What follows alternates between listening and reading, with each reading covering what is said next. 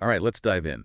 This time we're exploring a topic that's, well, it's a little different. Oh, Yeah, I've got a collection of insights here from Dr. Jasvant Rathor, and he's really got me thinking about soliloquies. soliloquies. Those moments where a character, they're all alone on stage and Exactly. And they just spill their guts, yeah. all those deep thoughts and feelings, no filter.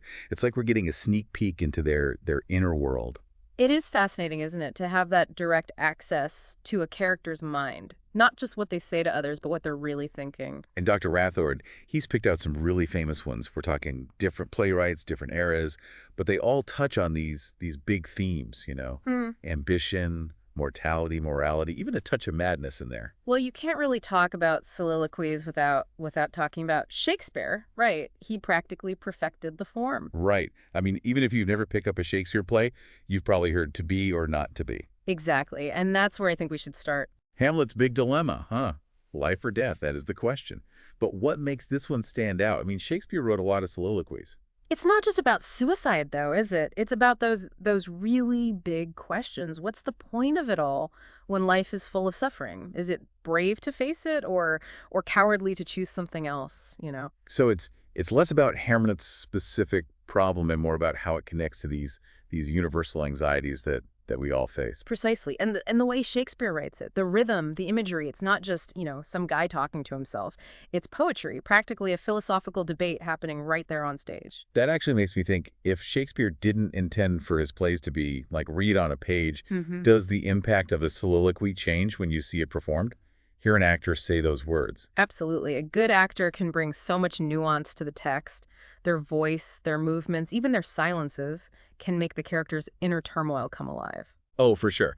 So to be or not to be, definitely a classic. But Dr. Rathord also picked out another one from Shakespeare, Macbeth's dagger hallucination. Have you ever seen that performed? Oh, that's a chilling one. The way the dagger becomes a symbol, the symbol of Macbeth's ambition twisting into something really dark and dangerous. It's like his mind is betraying him. Right. Like even as he's having doubts, it's pushing him towards murder. Exactly. And notice how Shakespeare uses that soliloquy to foreshadow what's going to happen later in the play. It's not just a glimpse into Macbeth's state of mind, it's like a warning sign. Okay, we've got Hamlet, we've got Macbeth, and of course we can't talk Shakespeare without mentioning Romeo and Juliet, right? But I noticed something interesting. Dr. Ratha didn't pick Juliet's balcony scene for this. Ah, you noticed that, did you? Yeah, I was a little surprised. Well, Juliet's declaration of love, it is iconic.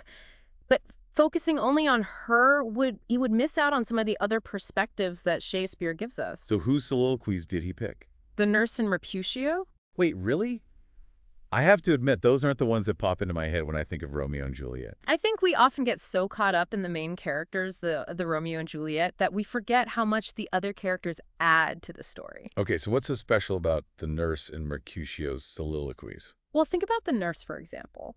When she's reminiscing about Juliet's childhood, it gives us this window into Juliet's innocence and vulnerability, which makes her fate even more tragic. Ah, so it's adding that layer of dramatic irony, right? Like we know what's coming, but the nurse doesn't. Exactly. And then you have Mercutio, the jokester.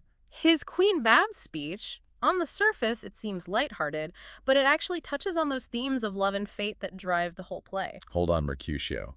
Mr. Make a Joke is giving us insights into fate. He provides this important counterpoint to all the romantic intensity. Queen Mab, that fairy he talks about, she represents how fickle fate can be, and Mercutio's way of acknowledging that without getting too bogged down by it. That's interesting. So we're seeing how soliloquies aren't just for emotional outpouring. They can build the world around the characters, add layers of meaning, even some comic relief. Exactly. And that's just the tip of the iceberg. Dr. Rathard has also included a soliloquy from Christopher Marlowe's Dr. Faustus in his list. Now, Marlowe, I have to admit, he's not a playwright I'm as familiar with. Is he on par with Shakespeare? Well, he was a contemporary of Shakespeare, and Dr. Faustus is considered one of his masterpieces. The soliloquy Dr. Rathod picked really captures Faustus's decision to pursue dark magic, all in exchange for knowledge. It's a powerful exploration of ambition and what happens when desire goes unchecked. So like a classic deal with the devil story. Exactly. But what makes this one so interesting is how it speaks to this timeless human struggle. We all crave knowledge, crave power, But what are we willing to sacrifice for it? It's like that story of Icarus, right? Flying too close to the sun, or Pandora's box, that need to push boundaries, even if it leads to disaster. You've hit the nail on the head. These stories, they warn us about what can happen when ambition takes over. It's incredible that a single speech can tap into something so universal. But, we've talked about how soliloquies can be introspective, they can foreshadow things, even offer social commentary. But there's also this raw emotional power that I don't think we can ignore. Oh, absolutely. And when it comes to raw emotion, you can't beat King Lear raging against the storm. Oh, that's a good one. Everything's falling apart for him. His daughters betray him. He's lost his power. And then that storm hits. It's like nature itself is reflecting his inner turmoil. And the way Shakespeare uses language to convey that intensity, it's visceral. You feel Lear's pain and anger in every word. So we're not just watching him break down. We're right there with him, feeling it all. Exactly. And that leads us to another interesting grouping in Dr. Rathod's selection.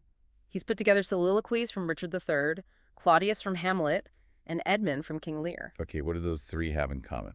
Besides being Shakespeare characters, of course. Well, they're all wrestling with some pretty dark stuff, aren't they?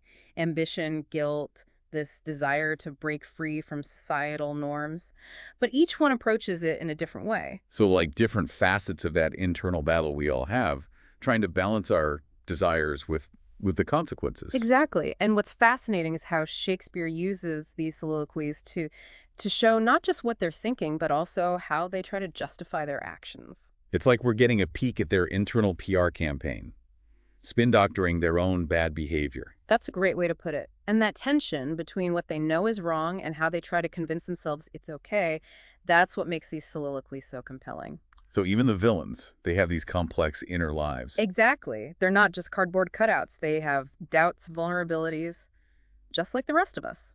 It seems like every time we think we understand what a soliloquy can do, Shakespeare finds a new way to surprise us. And he's not the only one. Dr. Rathod included a couple more short but powerful examples. Titus Andronicus's cry of despair, I tell my sorrows to the stones, and King Richard II contemplating his own mortality. Oh yeah, those lines, they really stick with you. Even though they're brief, they pack such an emotional punch. Titus, he's so overwhelmed by grief that he can only confide in inanimate objects, shows just how isolated he feels.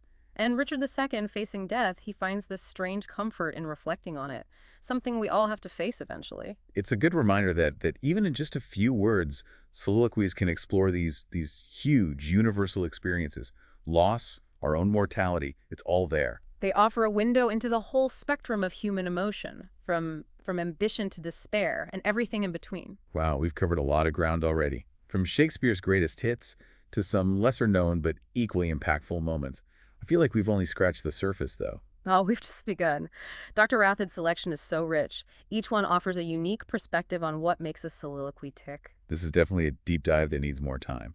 Indeed, there's so much more to unpack here. You know, as we were talking about all these different soliloquies, I keep thinking back to something you said earlier. What with that? About how seeing a soliloquy performed on stage adds a whole other dimension. Like, reading it on the page is one thing, but... Yeah, right. It's like when you hear an actor deliver those lines with their voice and their movements, it just hits differently. It does. It's not just words on a page anymore. It's a living, breathing moment. You see the character's inner world come alive right in front of you. So I guess my question is, are there specific techniques that actors use when they're performing a soliloquy? Things they do differently than when they're, interacting with other characters? It's a good question. One of the biggest challenges is finding that balance. The character's alone on stage. They're lost in thought, but they still have to make those thoughts connect with the audience, make us feel what they're feeling. I imagine it'd be easy to, go overboard. Especially with Shakespeare. Those lines are so intense, so full of emotion. Absolutely. It's a delicate dance. A good actor knows how to use subtle changes in their voice, their facial expressions, their posture, to convey all that inner turmoil without being too melodramatic. It's almost like they're letting the audience in on a secret, right? Sharing something incredibly personal and vulnerable. That's a great way to put it. And that sense of intimacy, that shared vulnerability, it's what makes soliloquy so captivating. So we've talked about how soliloquies work within a play, but I'm curious about their impact on the audience. Do they make us sympathize with the character, even when the character's doing terrible things? That's a question that's been debated for centuries, and it gets to the heart of what makes these soliloquies so fascinating. By giving us access to a character's thoughts, the playwright is, in a way, asking us to see the world from their point of view. So even someone like Richard III, a classic villain, we can start to understand why he does what he does, even if we don't agree with it. Exactly. Those soliloquies, they humanize even the most despicable characters. We see their vulnerabilities, their doubts. We realize they're not just pure evil, they're complicated, just like real people. So it's like we're being asked to judge them, but also to empathize with them, to see that human side underneath all the bad stuff. Precisely. And that makes for a much richer experience, doesn't it? We're not just passively watching a story unfold. We're actively engaged in this moral and emotional tug of war. It's one of the things that makes theater so powerful, I think. It's not just entertainment. It's about challenging our perspectives, making us think about these tough questions. Absolutely. And soliloquies, they're a key tool for doing just that. It's like the playwright is saying, hey, look inside this character's head, see what's going on in there. Now, what do you think? Speaking of seeing what's going on, we've been talking a lot about Shakespeare, but I'm curious to hear about some of the other examples Dr. Rath had included. He picked a soliloquy from John Webster's The Duchess of Malfi, which I have to say I'm not familiar with at all. Webster, he was a Jacobean playwright, so early 17th century. And he's known for his tragedies. Dark, psychologically intense stuff. The Duchess of Malfi is considered one of his best works. Okay, so a bit more intense than Romeo and Juliet, it sounds like. What's the soliloquy about? It's the Duchess's speech as she's about to be executed. Her brothers have imprisoned her, tortured her, but even in the face of death, she's defiant. She refuses to break. So a soliloquy about resilience, finding strength in the midst of suffering. That's quite different from, say, King Lear's breakdown. It is, and it shows us the range of human experience that soliloquies can tap into. It's not just about expressing despair or justifying bad actions. It can also be about courage, about finding hope in the darkest of places. Like even in tragedy, we can still see those sparks of the human spirit, that refusal to give up. Exactly, and that's what makes these soliloquies so powerful. They connect us to those universal emotions, those experiences that transcend time and place. As we're talking about this, I'm remembering that some critics argue that soliloquies can be a bit, I don't know, clunky. Like it's a bit artificial to have a character just stop and talk to themselves, especially when it's to give the audience information. There's definitely some truth to that. Some playwrights, they do use them in a more heavy-handed way. But even those soliloquies that seem mainly informational, they can still reveal a lot about the character if you pay attention. So it's not just what they're saying, it's how they're saying it, what that tells us about them. Exactly. Remember the nurse in Romeo and Juliet? She gives us all that background about Juliet's upbringing, but it also shows us her personality, her warmth, her tendency to ramble a bit.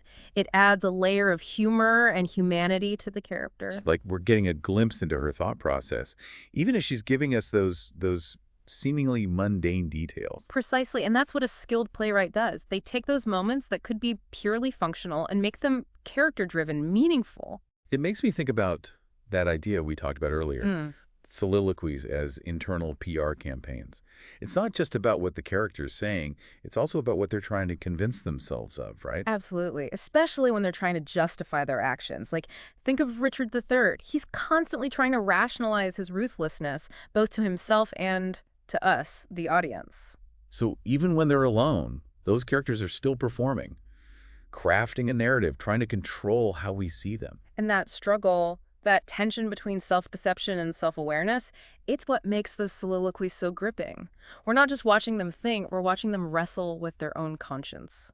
It seems like the more we dig into these soliloquies, the more complex they become. There's always another layer to uncover. That's the beauty of great theater. It keeps revealing new insights, new perspectives, no matter how many times you revisit it.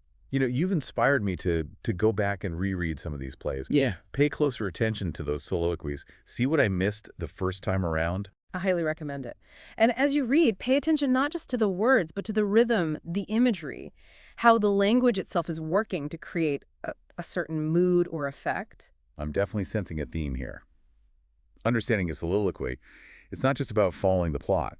It's about appreciating the language, how it's used to move us emotionally and intellectually. Exactly. It's what elevates them beyond just, speeches.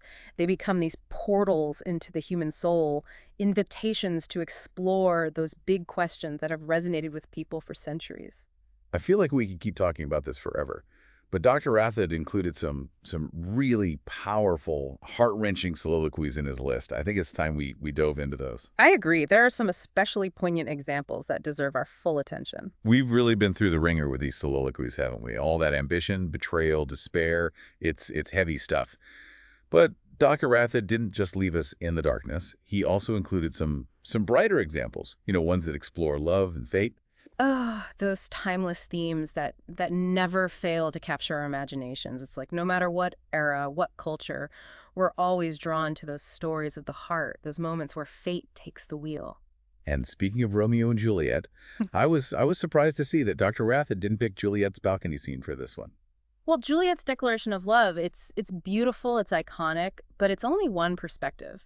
Dr. Rathard wants us to see how those themes of love and fate are reflected in other characters' words as well. So we're getting a wider lens on the play then. Instead of just focusing on Juliet's feelings, we're seeing how those themes play out through the eyes of other characters. Exactly. And a great example of that is the nurse's soliloquy.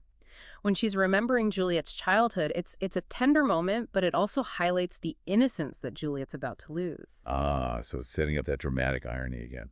We know what's coming, but the nurse, she's completely unaware of the tragedy that's about to unfold. Precisely. And that contrast between the nurse's hopeful memories and the impending heartbreak, it creates this incredibly poignant emotional undercurrent. Okay, but when I think Romeo and Juliet soliloquies, I have to admit, the nurse's isn't the first one that pops into my head. I always go back to Mercutio's Queen Mab speech. Ah, yes, the Queen Mab speech. Now that one's a bit more complex. Yeah, I'm not sure I'd connect that to love and fate, to be honest.